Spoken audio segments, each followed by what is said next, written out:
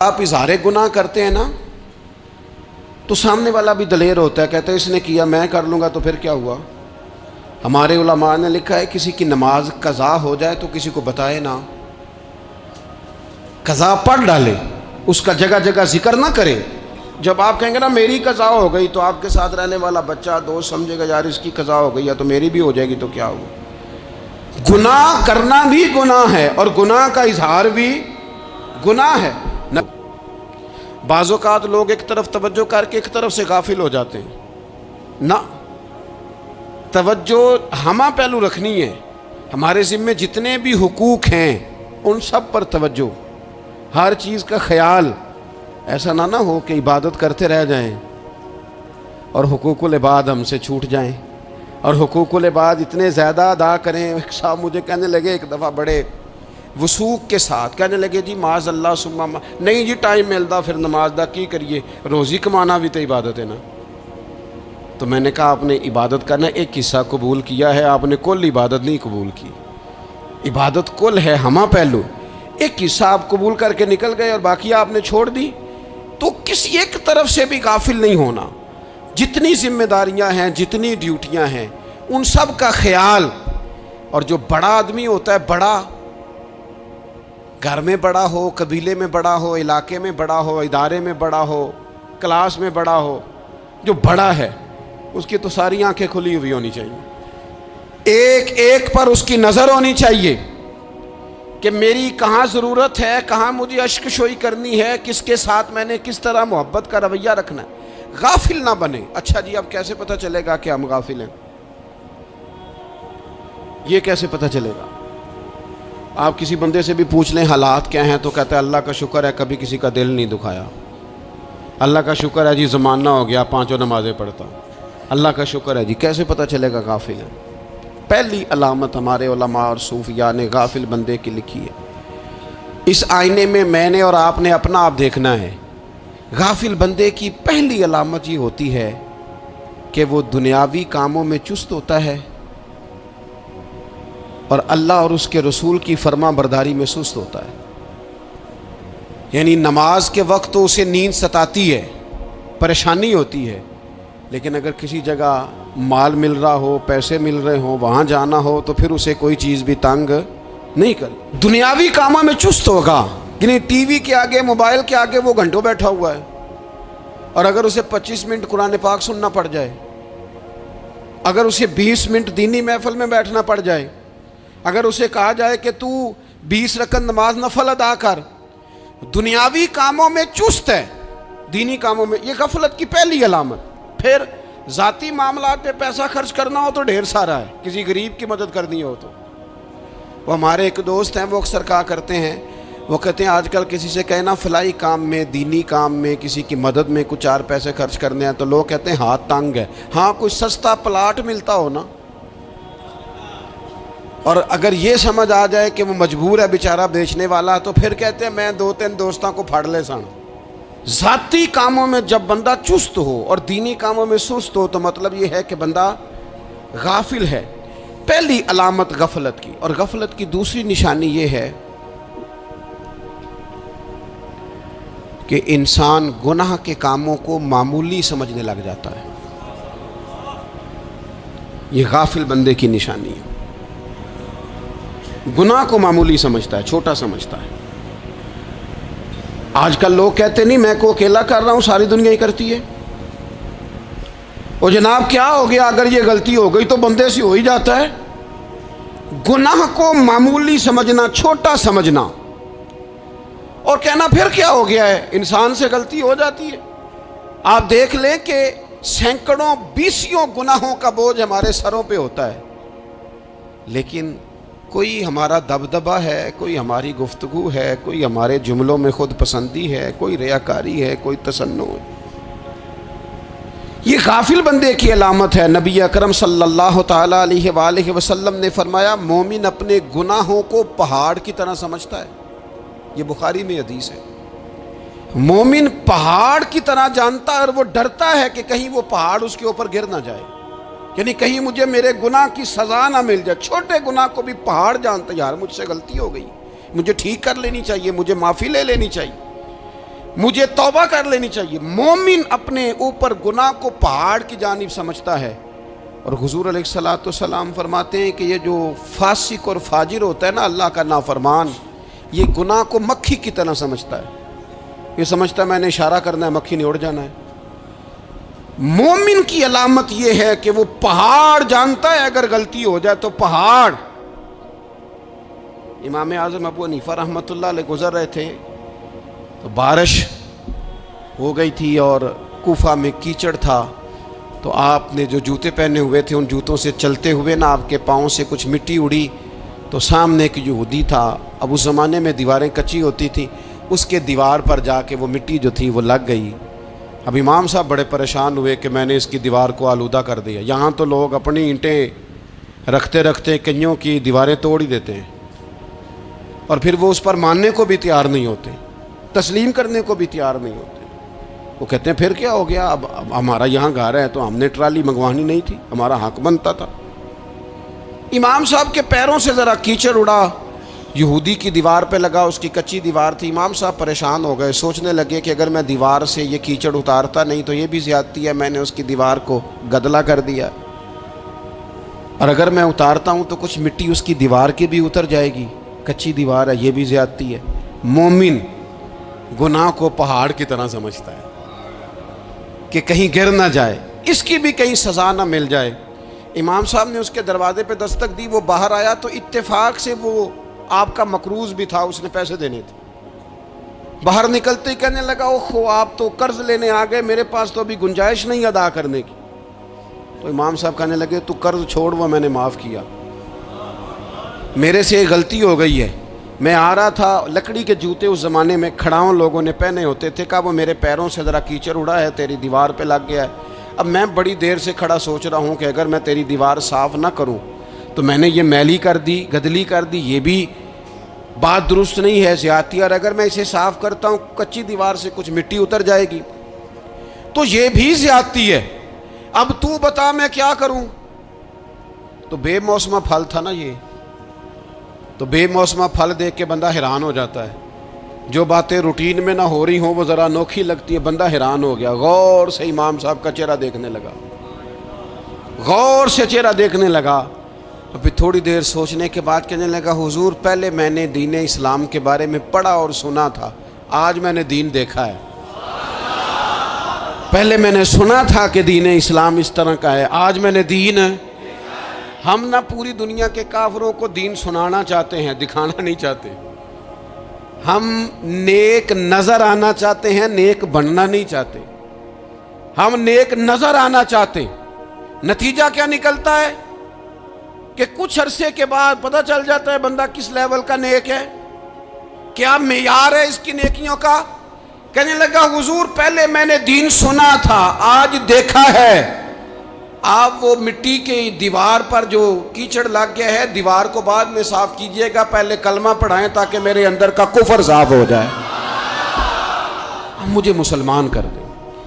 تو غافل آدمی جو ہوتا ہے نا، وہ پھر تیسری بات، جب بندہ بہت زیادہ غافل ہو جاتا ہے پھر اعلانیہ گناہ کرنے لگتا ہے۔ ایک گناہ، پھر اس کا اظہار گناہ۔ ایک بندہ، حدیث پاک میں آتا ہے، ایک بندہ رات کو کوئی غلطی کرتا ہے، اللہ تعالیٰ اس پہ پردہ ڈال دیتا ہے، لیکن وہ سویرے خود لوگوں کو بتاتا پھرتا ہے میں نے یہ کیا، میں نے یہ کیا۔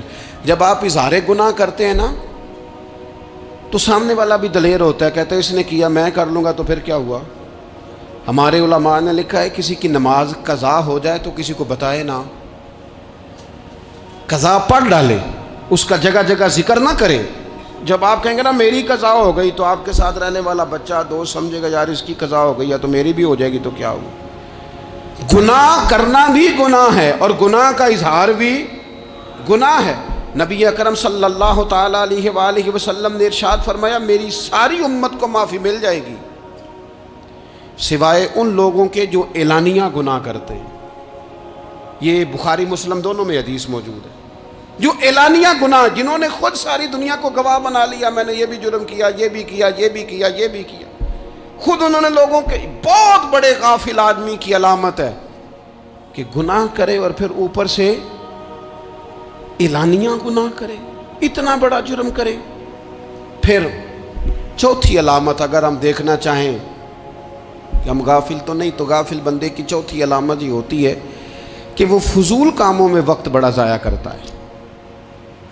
فضولیات میں ادھر بیٹھے ہیں ادھر بیٹھے ہیں، یہاں گپ شپ ہو رہی ہے، وہاں موبائل دیکھا جا رہا ہے، پھر کچھ ٹائم ملا ہے تو پھر کہیں دور دراز کسی ہوٹل پہ کھانا کھانے چلے گئے، پھر کچھ ٹائم ملا تو چلو نکلتے ہیں ذرا کوئی ہفتہ سیر کر آتے ہیں، یہاں گپ شپ ہے، فلاں کو ڈسکس کر لیتے ہیں، فلاں کے بارے میں بات کر لیتے ہیں، سیاسی تبصرے کر لیتے ہیں، یہ تھوڑی گفتگو ہو جاتی، چلے محلے داروں پہ تبصرہ شروع کرتے ہیں، کون روٹی زیادہ کھا رہا ہے اور کس کے پاس پیسے زیادہ آ گئے، چلو جا کے پتہ کرتے ہیں۔ حالانکہ یہ پتہ نہیں کرنا چاہیے تھا، پتہ تو اس کا کرنا چاہیے تھا جو بیچارہ کل سے بھوکا ہے، خبر تو اس کی رکھنی چاہیے تھی جس بیچارے کے گھر میں بچوں کے لیے پہننے کو کپڑے موجود نہیں ہیں، اس پر تبصرہ یہ کرتے ہیں کہ یہ محنت کیوں نہیں کرتے، اور اگر کسی پر اللہ عطا کر دے پھر حساب ضرور لگاتے ہیں کہ ذرا معلومات کرو یہ اتنی جلدی آگے کیسے نکل گئے۔ غافل بندے کی علامت ہے وقت کا ضائع کرنا اور فضول کاموں میں ضائع کرنا اور بلا وجہ ضائع،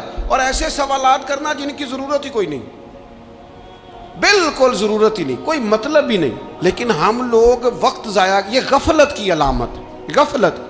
اللہ والوں کی علامت کیا تھی؟ ایک بات انہوں نے زندگی میں لے لی، سیکھ لی، پھر ساری زندگی اسی پہ گزار دی۔ ان کا ارادہ تھا نا کشکول سیدھا کیا۔ کچھ لوگ ساری زندگی لیکچر قبول لے کے سن کے پھر بھی سمجھنے کو تیار، یہ غافل دل کی علامت ہے۔ اس لیے نبی پاک صلی اللہ تعالیٰ علیہ وسلم نے فرمایا دو نعمتیں ایسی ہیں جن میں اکثر لوگ غفلت میں ہیں، ایک صحت اور دوسری فراغت۔ لوگ بلا وجہ وقت ضائع کرتے ہیں۔ اللہ نے صحت دی ہے، کسی خیر کے کام میں لگائیں۔ اگر آپ کے پاس فارغ وقت ہے تو قرآن پاک کو یاد کریں، ترجمہ اور تفسیر سے پڑھیں، محبوب پاک علیہ السلام کی احادیث کو یاد کریں، اللہ والوں کی باتیں سنیں۔ وقت ملے تو عبادات میں لگائیں، نوافل میں لگائیں، تلاوت میں لگائیں، ذکر اذکار میں لگائیں، اور پھر اللہ مزید توفیق عطا کرے تو کسی کے بھلے میں وقت لگائیں، گلی سے کوئی کانٹا اٹھائیں، کوئی روڑا اٹھائیں، کوئی کسی کی مدد کریں۔ لیکن یہ غافل ہونے کی علامت ہے کہ اپنے وقت کو ضائع کرنا۔ اور پھر اسی طرح غفلت کی پانچویں علامت یہ ہے کہ اگر بندے کو دنیا سے پورا پیار ہو جائے، یعنی شب قدر میں بھی آ کے کہتا ہے یا اللہ کبھی پیسے دے دینا، شب برات والے دن بھی کہتا ہے کہ مالک اگر کبھی کوئی ایسا سبب لگ جائے نا، یعنی بیت اللہ شریف کے سامنے کھڑے ہو کے بھی اگر اس نے مال ہی مانگنا ہے وہاں بھی اس نے یہی سوال کرنا ہے، حب دنیا اتنی غالب آ جائے تو یہ غافل ہونے کی علامت۔ دنیا ضرورت ہے، مقصد نہیں ہے، دنیا کی حاجت ہے، مقصد نہیں ہے، یہ مقصود نہیں۔ اور جب لوگ فقط دنیا کے مال کو، دولت کو، نبی پاک علیہ السلام نے فرمایا وہ لعنتی ہے جو درہم اور دینار کا بندہ بن گیا ہے، پیسوں کا بندہ بن گیا ہے، مل جائے تو خوش ہوتا ہے، نہ ملے تو تکلیف میں آ جاتا ہے۔ یہ غافل بندے کی علامت۔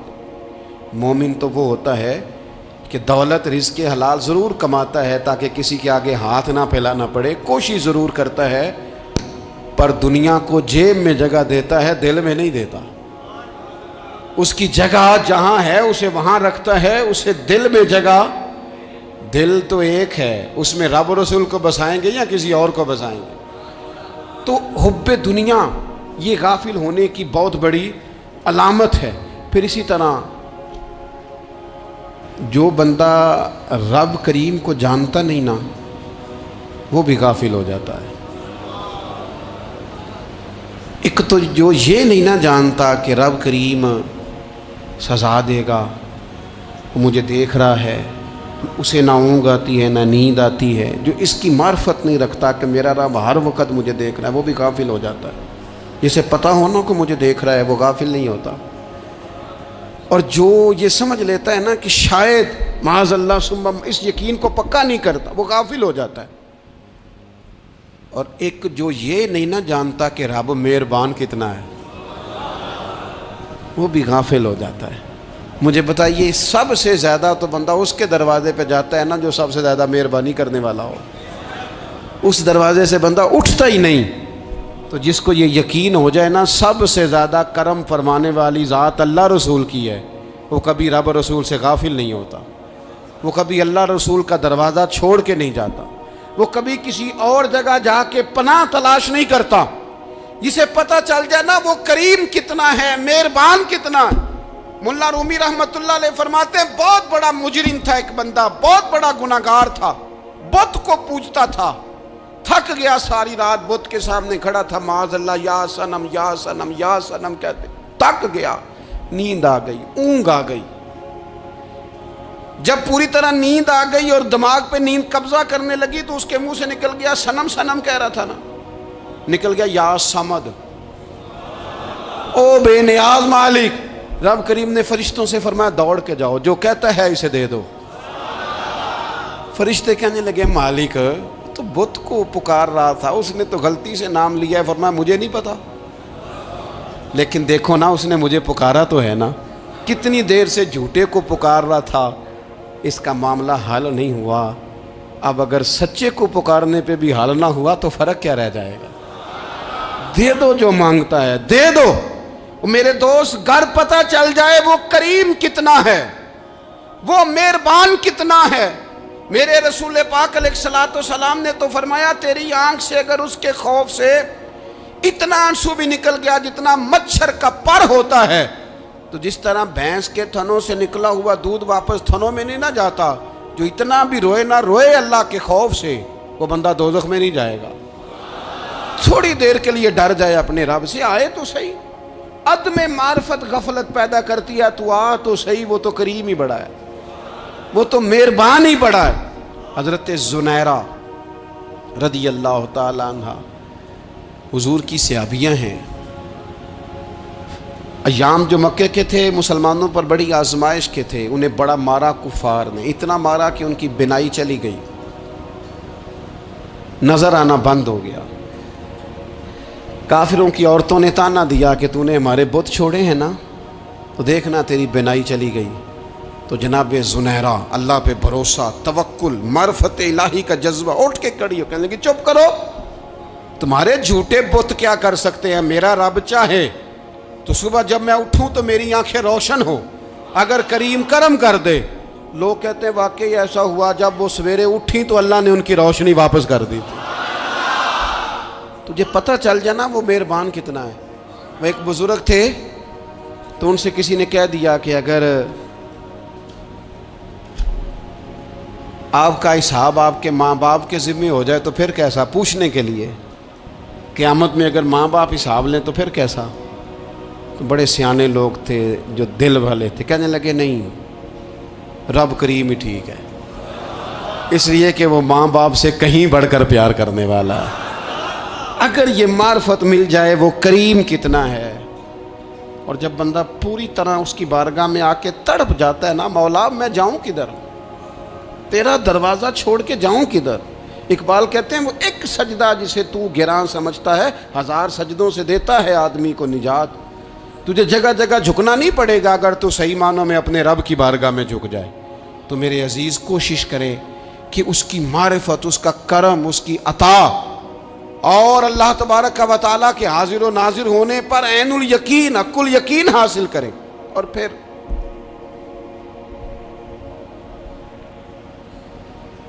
آٹھویں بات یہ ہے کہ غافل لوگوں کی صحبت بھی بندے کو غافل کر دیتی ہے۔ غافلوں کی صحبت میں نہ بیٹھیں، ان کی صحبت میں بیٹھیں جن کے پاس بیٹھنے سے دل میں رب رسول کی محبت پیدا ہوتی ہے۔ غافلوں سے بچیں۔ چنگیاں دے لڑ لگی ساں تے چولی چ پھل پئے، تے جدوں میں پیڑیاں دے سنگ رل گئی تے میرے اگلے بھی ڈول گئے۔ برے آدمی کی صحبت بندے کو غافل کر دیتی۔ غافلوں کی صحبت میں کبھی نہ بیٹھیں، کبھی نہیں۔ غافل آدمی آپ کو غافل کر دے گا۔ میرے نبی پاک علیہ الصلوۃ والسلام نے فرمایا انسان اپنے دوست کے مذہب پر ہوتا ہے۔ یہ بہت بڑے لفظ ہیں۔ فرمایا المرء علی دین خلیلہ، انسان اپنے دوست کے مذہب پر ہوتا ہے۔ تو دیکھ تو نے دوست کس کو بنایا ہے۔ جو تیرے دوست کا مذہب ہوگا وہی تیرا ہو جائے گا.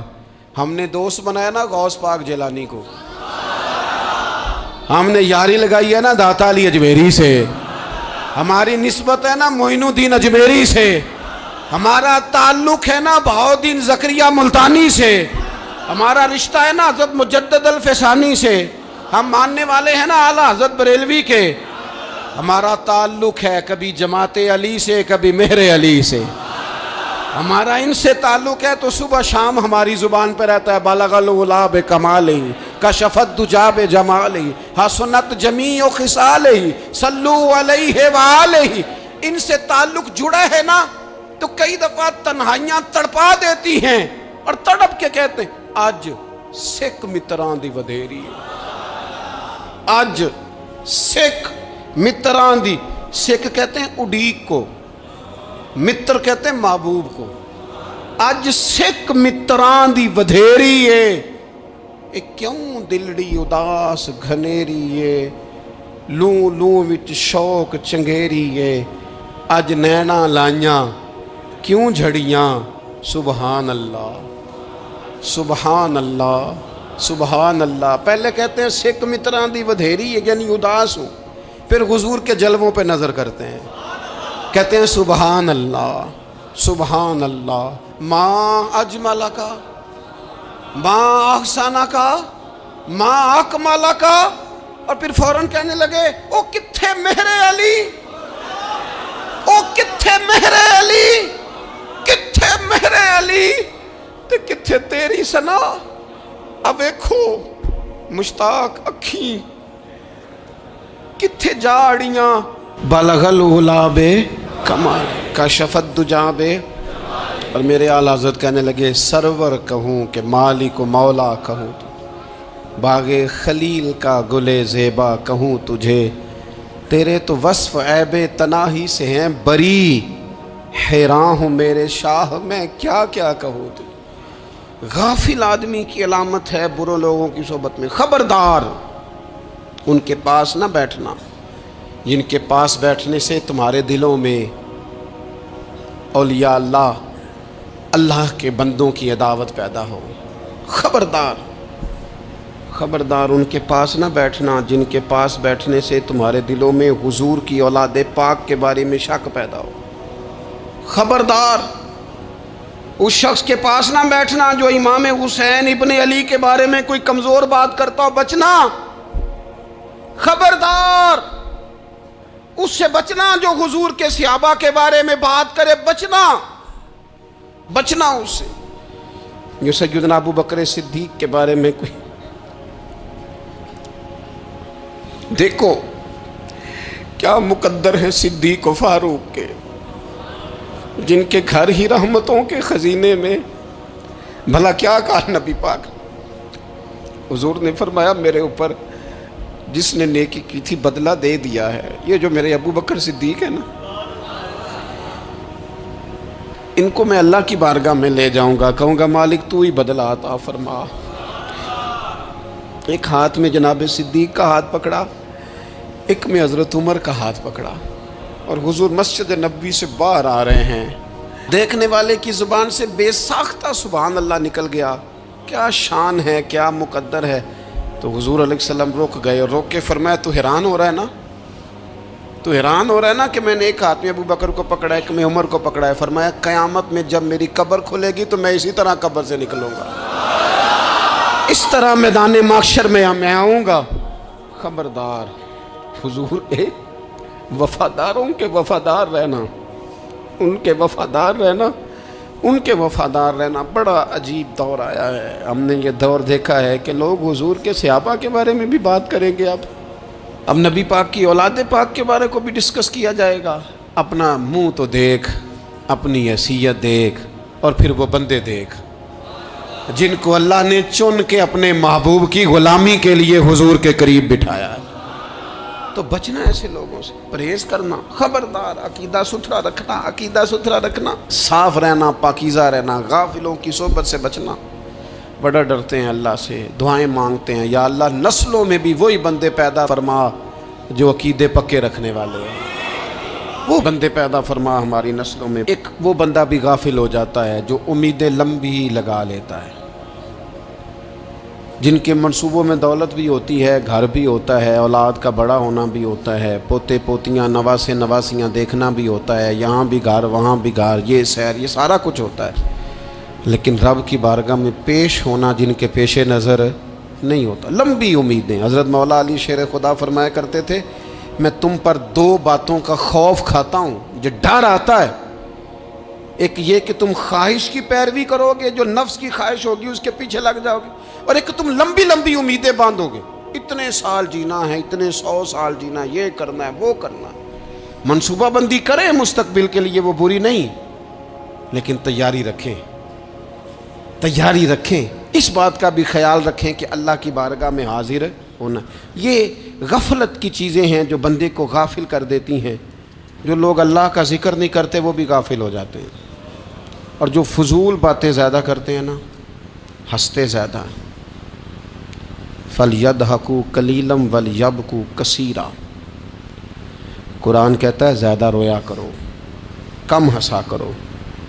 نبی پاک علیہ الصلوۃ والسلام سے پوچھا تھا حضرت عقبہ بن عامر نے کہ یا رسول اللہ نجات کس چیز میں ہے؟